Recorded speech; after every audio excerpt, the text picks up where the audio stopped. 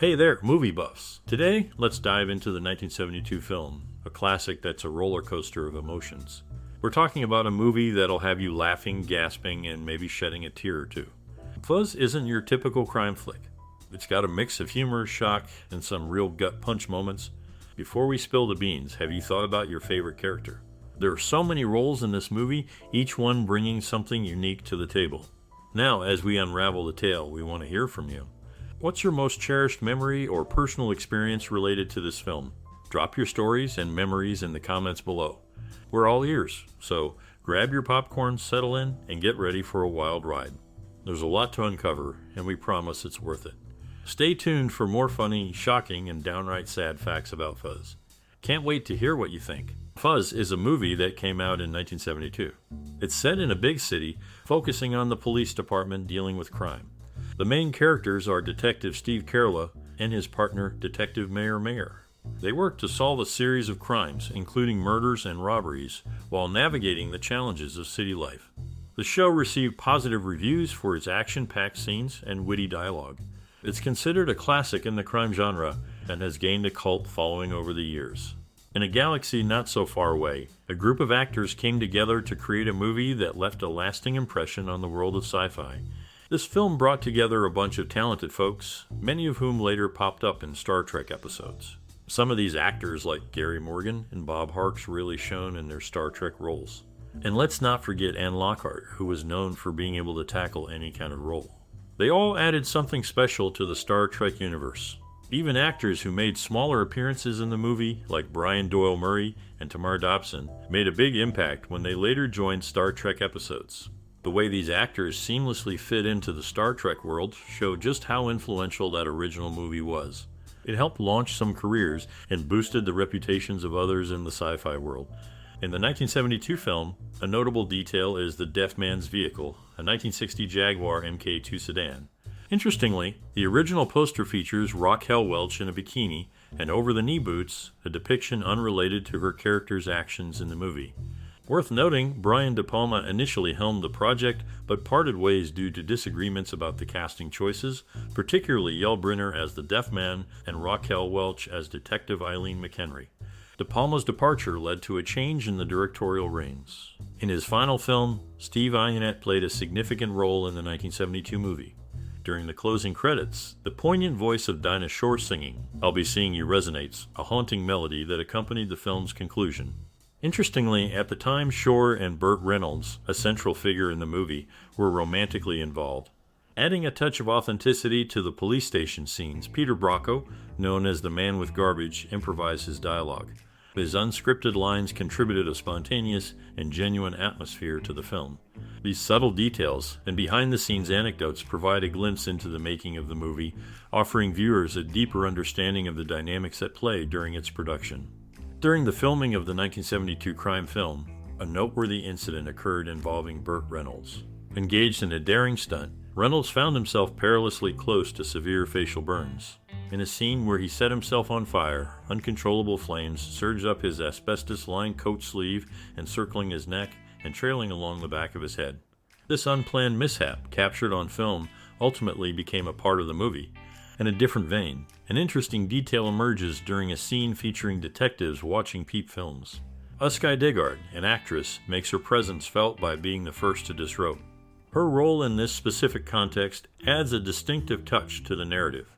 The movie also features actors with connections to the Star Trek universe. Stuart Moss graced 2 episodes, portraying Joe Tormolen in The Naked Time and Hammerin by any other name. Steve Ihnat took on the role of Garth of Azar in Whom Gods Destroy, while Vince Howard appeared as an unnamed crewman in Mantrap. Burt Remsen contributed to the Star Trek legacy with his portrayal of Cubis and the Collaborator in Star Trek Deep Space Nine.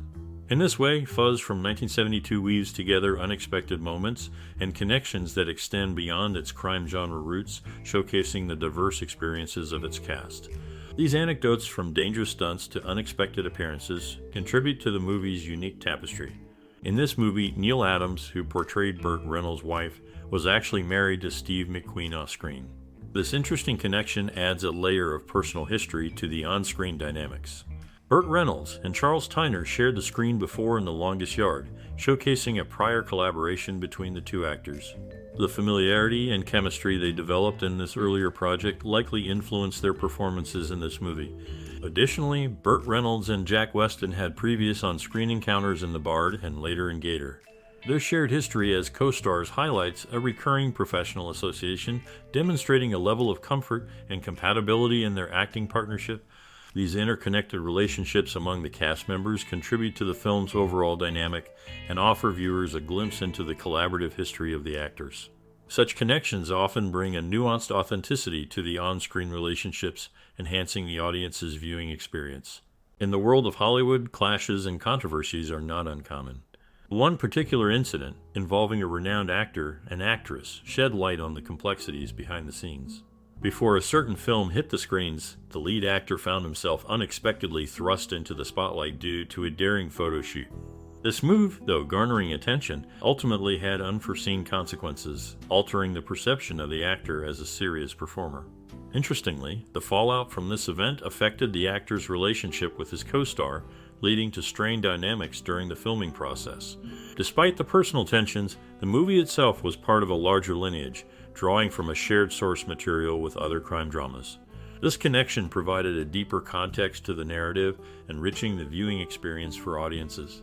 In essence, the production of this film was not just about the final product, but also about the intricate web of relationships and influences that shaped its journey to the screen. Dominic Chinese kicked off his film journey in this movie, marking his first appearance in the cast. He smoothly became part of the film story, adding a fresh perspective to the group. The plot revolves around three competing cola companies that play a significant role in the characters' lives. Interestingly, amid the cola competition, Burt Reynolds made a bold move by posing nearly nude on the original poster. This eye-catching visual echoed his famous 1972 centerfold for Cosmopolitan magazine, creating a buzz and drawing unexpected attention to the film. Reynolds' daring poster appearance contrasts sharply with his actual role in the movie. This surprising combination showcases the actor's versatility and his readiness to take on different kinds of roles. It highlights the complexity of the story and the depth of character development. In the midst of the Cola Wars and Reynolds' unconventional promotion, the film skillfully balances humor, drama, and unexpected turns. The clever interactions among characters and Reynolds' bold promotional stance contribute to the movie's overall appeal. This cinematic journey, blending humor and unexpected visuals, leaves a lasting impression on the audience. Dominic Chinese's debut, the intriguing Cola rivalry, and Burt Reynolds' contrasting promotional approach all add to the film's unique charm. In the early 1970s, a crime thriller movie had a sad event happen during its making. This event wasn't part of the story. It was a real accident that took the life of someone working on the film. Despite this sadness, everyone involved kept going and finished making the movie. The film tells a tough story about crime and justice, and the real-life tragedy adds an extra layer of emotion to the experience. It's a reminder that making movies isn't always easy and can come with unexpected challenges. This movie from 1972, called Fuzz, is a good example of that. It shows how people can overcome tough times to create something meaningful for audiences to enjoy.